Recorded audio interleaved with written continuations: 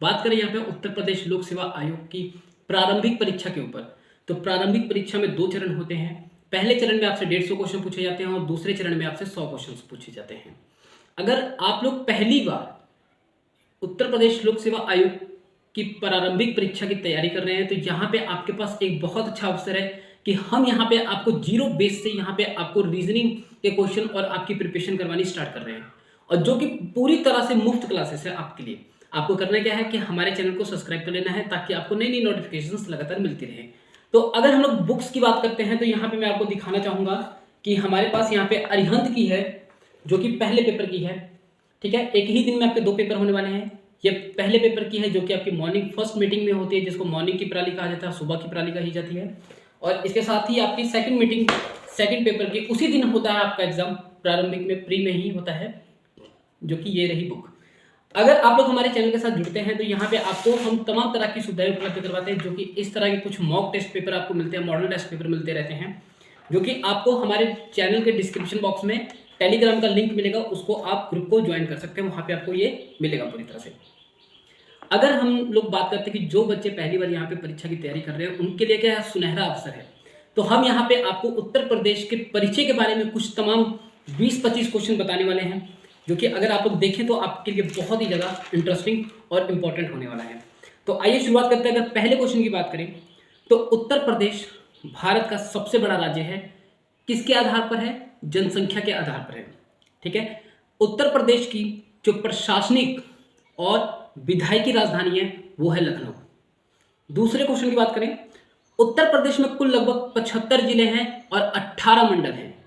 तीसरे क्वेश्चन की बात करें, उत्तर प्रदेश में कुल भौगोलिक क्षेत्रफल लगभग 2,40,928 वर्ग किलोमीटर तक फैला हुआ है, जो कि भारत के कुल भौगोलिक क्षेत्रफल का लगभग 7.33 ठीक है 7.33% भाग है।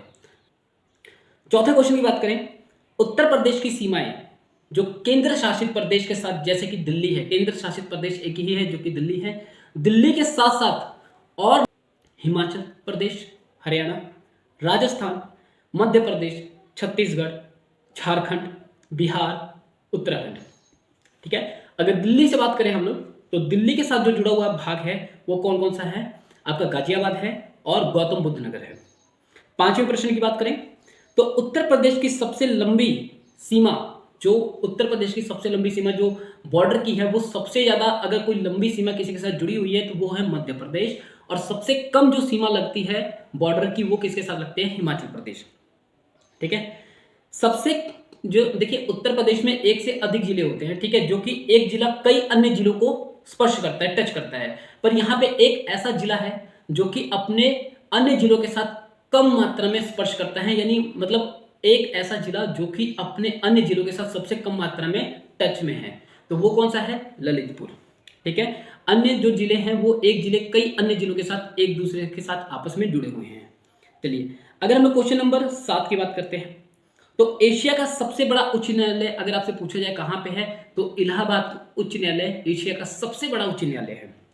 क्वेश्चन नंबर 8 की बात करें तो उत्तर प्रदेश में सबसे अधिक लोकसभा और यहां पर राज्यसभा के जो सदस्य चुने जाते हैं वो उत्तर प्रदेश से ही चुने जाते हैं। ठीक है, क्वेश्चन नंबर 9 की बात करें तो प्राकृतिक प्रदेशों के रूप में उत्तर प्रदेश को 3 भागों में बांटा गया है। पहला भाग कौन सा है? गंगा यमुना का मैदानी भाग। दूसरा क्या है? दक्षिण का पठारी भाग। तीसरा क्या है? भावर एवं तराई का भाग। देखिए जो यहाँ पे दक्षिण का पठारी भाग है जहां पे क्या है? खनिज मिलते हैं। इसके साथ अगर क्वेश्चन नंबर 10 की बात करें, उत्तर प्रदेश में कुल 3 प्रकार की ऋतुएं पाई जाती हैं। पहला कौन सा है? गर्मी, दूसरा सर्दी, तीसरा वर्षा। ये 3 तरह की ऋतुएं जो उत्तर प्रदेश में जलवायु में पाई जाती हैं। ठीक है, अगर हम लोग बात करें क्वेश्चन नंबर 11 की तो उत्तर प्रदेश में गर्मी की ऋतु कब से कब तक रहती है? तो यहाँ पे गर्मी की ऋतु मार्च से लेकर मध्य जून तक रहती है, और सर्दी की ऋतु की बात करें तो अक्टूबर से लेकर फरवरी तक रहती है, और वर्षा की बात करें तो जुलाई से लेकर अगस्त तक रहती है। ठीक है, अगर हम लोग बात करते हैं 12वें क्वेश्चन के ऊपर तो उत्तर प्रदेश की अधिकांश मानसूनी वर्षा जो होती है, अधिकांश मानसूनी वर्षा होती है वो कहाँ से होती है? बंगाल की खाड़ी से होती है। बंगाल की खाड़ी की मानसून से होती है, क्योंकि यहाँ पे उत्तर प्रदेश में होने वाली वर्षा जो कि 75 से 80% होती है, ये बंगाल की खाड़ी की मानसून से ही संबंधित होती है। ठीक है, पूरे साल की जो वर्षा होती है। अगर हम लोग यहाँ पे क्वेश्चन नंबर 13 की बात करते हैं, तो उत्तर प्रदेश के मैदानी क्षेत्र में सर्वाधिक बारिश, जो मैदानी क्षेत्र है, जो जहाँ पे सबसे ज़्यादा वर्षा होती है, वो कहाँ पे होती है? गोरखपुर में होती है। और सबसे कम वर्षा, निम्न स्तर की वर्षा कहाँ पे होती है? मथुरा में होती है। अगर गोरखपुर में अगर हम लोग इसका औसतन पता करते हैं, तो यहाँ पे लगभग 184.7 सेंटीमीटर की वर्षा पाई जाती है, और मथुरा में लगभग 54.4 सेंटीमीटर की वर्षा पाई जाती है। क्वेश्चन नंबर 14 की बात करते हैं, तो राज्य की अर्थव्यवस्था का मुख्य आधार कृषि है, जहां पर कृषि के अंदर चावल, गेहूं, जौ, बाजरा, ठीक है, और इसके साथ गन्ना इत्यादि जैसी बहुत सी फसलें हैं, पर ये प्रमुख फसलें हैं जिनका मैंने नाम लिया है। क्वेश्चन नंबर 15 की बात करते हैं, तो उत्तर प्रदेश में दोमट और बलुई मिट्टी बहुत अधिक मात्रा में पाई जाती है, और इनको क्षेत्रीय भाषा में क्या कहा जाता है? तो आपको हम बताना चाहते हैं, इनको क्षेत्रीय भाषा में सिकटा, करियाल और धनका कहा जाता है। सिकटा, करियाल और धनका कहा जाता है। देखिए, राजधानी लखनऊ, जो कि क्वेश्चन नंबर 16 है आपका, राजधानी लखनऊ गोमती नदी के किनारे स्थित है। अगर आपसे पूछा जाए कि लखनऊ के बगल में उत्तर प्रदेश की राजधानी के साथ कौन सी नदी है, तो यहाँ पे कौन सी है नदी? आपकी गोमती नदी है। ठीक है, क्वेश्चन नंबर 17 की बात करें, उत्तर प्रदेश में सबसे ज्यादा खनिज दक्षिण के पठारी क्षेत्रों में पाया जाता है। सबसे ज्यादा खनिज कहाँ पे पाया जाता है? तो आप लिख सकते हैं, वहां पे आपके सामने आ सकता है, दक्षिण के पठारी भागों में। ठीक है, आपके पास ऑप्शन रहेगा, ऑप्शन अच्छे से देखिएगा। क्वेश्चन नंबर 18 की बात करते हैं, तो उत्तर प्रदेश में चूना पत्थर का सबसे बड़ा उत्पादन किन जिलों में होता है? तो मिर्जापुर में होता है और सोनभद्र में होता है। अगर हम लोग बात कर रहे हैं उत्तर प्रदेश में चूड़ी बनाने का जो एक बड़ा उद्योग है, वो कहाँ पर है? तो चूड़ी बनाने का उद्योग सबसे ज़्यादा फिरोजाबाद में होता है। अगर हम लोग बात करें एल्युमिनियम का, उत्तर प्रदेश में एल्युमिनियम का प्रमुख उद्योग कहाँ पे स्थित है? तो ये भी आपका है सोनभद्र में स्थित है। ठीक है, रेशम वस्त्र का प्रमुख उद्योग कहाँ है उत्तर प्रदेश में? तो वाराणसी, इटावा, मोदीनगर, मिर्जापुर, प्रतापगढ़ और शाहजहांपुर के जिलों में क्या है? ये यहाँ पे स्थित है, जहाँ पे क्या है? रेशम वस्त्र के उद्योग स्थापित हुए हैं।